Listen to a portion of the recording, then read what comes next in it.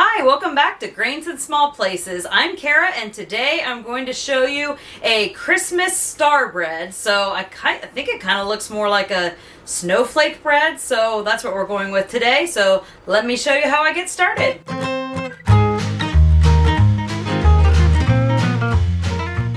All right, so first I'm going to mill the flour. So I'm going to mill about 1.5 cups of hard white wheat berries, and that comes to about 280 grams.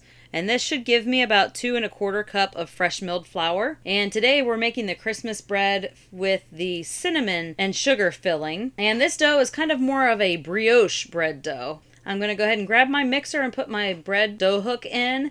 And then I'm going to grab 1/4 cup of milk and I'm going to heat it up to scalding. So just before it starts to boil. I just did this in my microwave. You could do it on a stovetop if you prefer.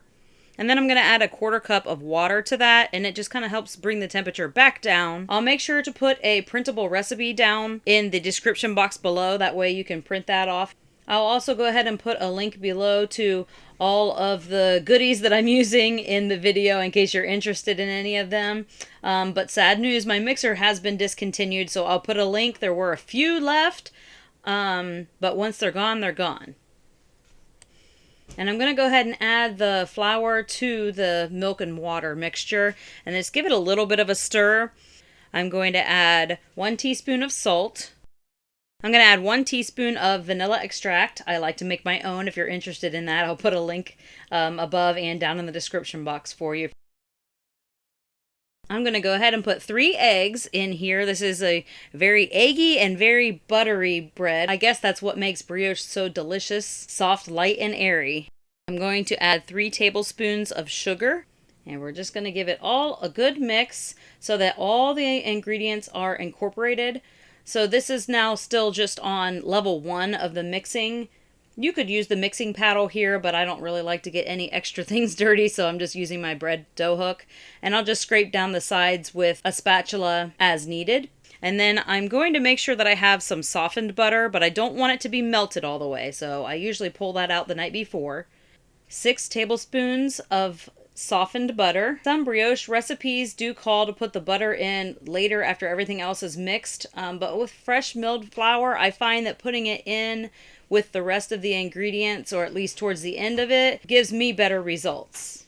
Once everything's all combined and there's no dry flour or anything showing and everything seems to be cohesive in one, I'm going to go ahead and cover the dough and I will let that sit for about 10 minutes for the flour to help absorb the liquid, and then I will put my yeast in and start the kneading process. So while I'm waiting, I will go ahead and make the filling. I'm going to use 1/4 cup of sugar, 1/4 cup of brown sugar, and a tablespoon of cinnamon, and I'll mix all that together. That way that's ready to go when it's time to assemble the star.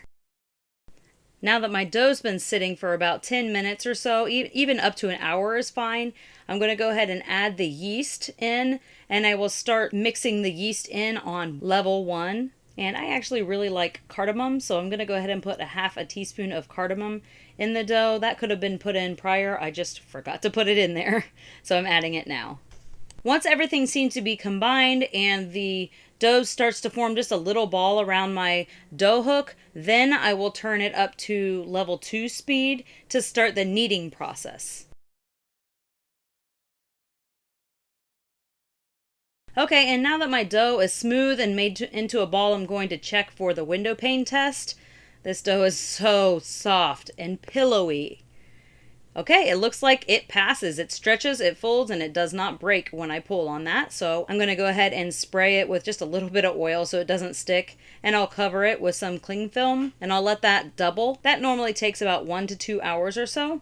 And with the magic of editing, my dough has doubled. So it's ready to go ahead and start the shaping of the bread.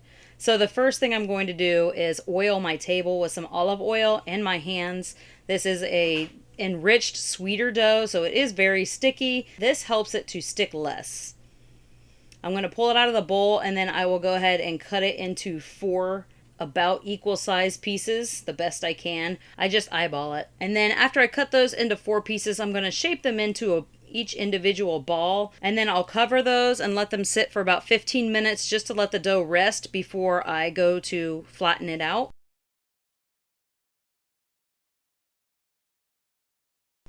Now that it's been about 15 minutes, I'm going to go ahead and get my egg wash ready and my filling. That way I have that ready to go. So I'm going to go ahead and take one of the dough balls and I'm going to flatten it out to be about a 10-inch circle, give or take. You could use a rolling pin if you prefer. I'm just going to go ahead and do it with my hands. I like to make this on a pizza pan lined with parchment paper so I don't have any sticking problems. And that way it all fits on there nicely. So I'm going to smash this dough ball down to be a 10-inch disc. I'm going to lay that on the parchment paper. And then I'm going to use the egg wash. And what this does is it helps all of the ingredients to stick and stay where I want it to instead of kind of just falling out or melting and oozing out. We'll still get a little bit of oozing just because there's lots of brown sugar and sugar in the filling, but that's to be expected.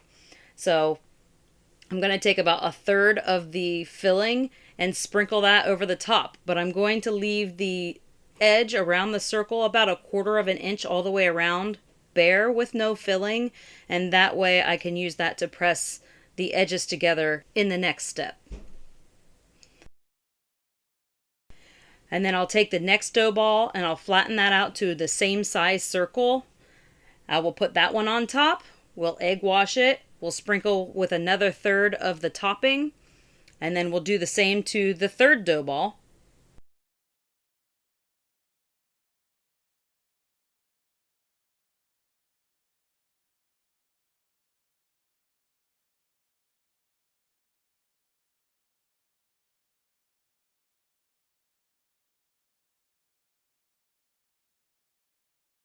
Now the last dough ball, we're not going to put the egg wash on yet, and we're not going to put any filling on because we should have already used all the filling with the other steps.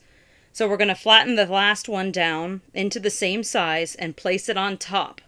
And when we place it on top, we're going to just kind of go around the edges, make sure that it is all the same. You can kind of stretch and manipulate the dough how you need it to be so that they're all about the same.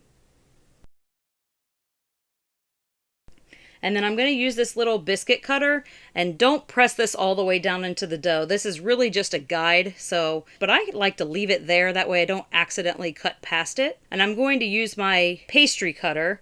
You could use a sharp knife for this. And I'm going to cut the dough into 16 pieces. So the easiest way for me to do this is to cut it in fourths, and making sure not to go into the center circle where we have the biscuit cutter. So after I cut it into fourths, then I'm going to cut each fourth into half, and then I'm going to cut each one of those halves into halves, leaving me with 16 strips.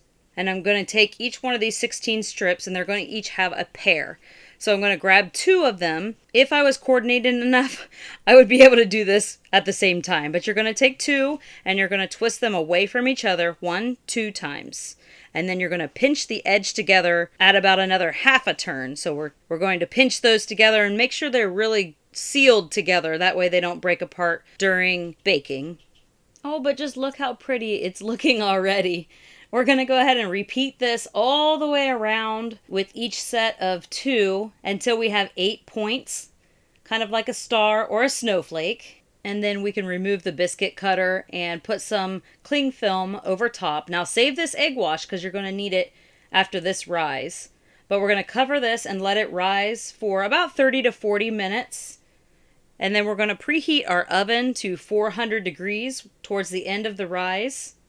Okay, so now after that has risen, I'm giving it a little poke to make sure that the bread's ready to be baked. And it came back slowly, so that's how I know it's ready. I'm going to go ahead and use the rest of this egg wash and just put it all over the top. This will help to give it a nice brown color. And then I'm going to sprinkle the top. I have these little iridescent sugar sprinkles.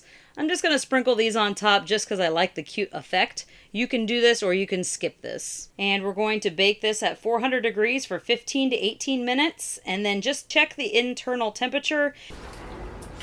Okay, now that that's done, I'm going to go ahead and temp it just to make sure we're at the 200 degrees in the center and make sure that it's 200 degrees Fahrenheit. I will link this thermometer below because this is amazing to have on hand. It sticks to my refrigerator with a magnet and then I can just pull it off and use it whenever, and it's instant read. And then I like to just dust this with some powdered sugar at the end after it's cooled down, of course.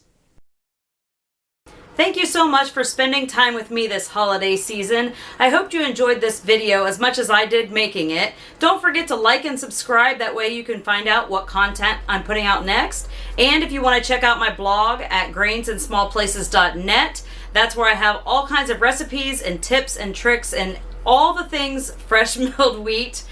So until next time, thanks for stopping by Grains and Small Places. Goodbye.